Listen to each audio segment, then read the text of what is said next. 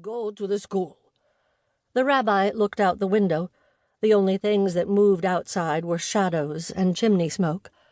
He raised his heavy eyebrows and turned to Imre. "I'm afraid not," he said. "You see, I will put a curse on the school." Imre moved awkwardly in his chair. Sarah, watching him, felt a touch of terror at the rabbi's words.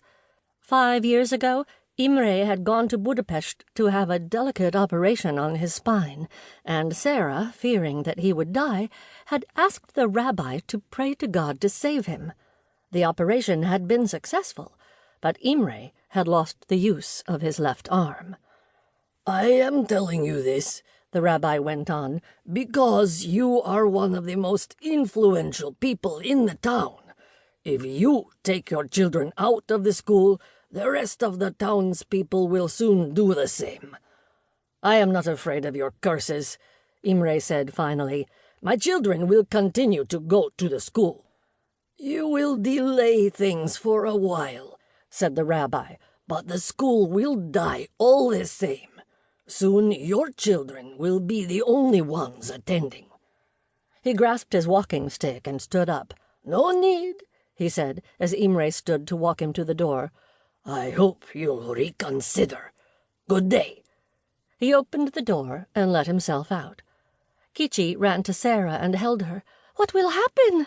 she asked. "Can he kill us? What will he do?" "Hush," said Sarah, still badly frightened herself. "You shouldn't let the devil hear you say such things, or they may come true. Everything will be all right." Kicsi hugged Sarah tightly. The overstuffed chair smelled of lavender and chamomile. "Hush," said Sarah again. "Now go to school." "Cursed be the school," said the rabbi, "and cursed be those who go there to study, and cursed be those who send their children there to study. 40 demons will dwell with them for 40 days and nights, and their life will be filled with torment. And cursed be those who talk to them, and those who call on them, and those who sit at their table. 20 demons will dwell with them for 20 days and nights, and they will have no peace. And thrice cursed be those who teach at the school, for they have blasphemed. From them the holy name has turned his face, and they are damned eternally." The rabbi paused. He remembered vividly the time Sarah had come to see him, her look of helplessness, and the quick, grateful smile she had given him when he had promised to pray for her and her husband. He felt no anger against them now. Well, perhaps Imre would change his mind. He sighed and said, "Amen." A few blocks away, Kicsi was working a different kind of magic. While walking home from school, she had seen a nun, and she knew that if she made a wish and held the top button of her shoe until she saw a chimney sweep, her wish would come true. Her arm hurt from stretching it, and her legs were beginning to cramp, but she held onto the button as if it were a life raft.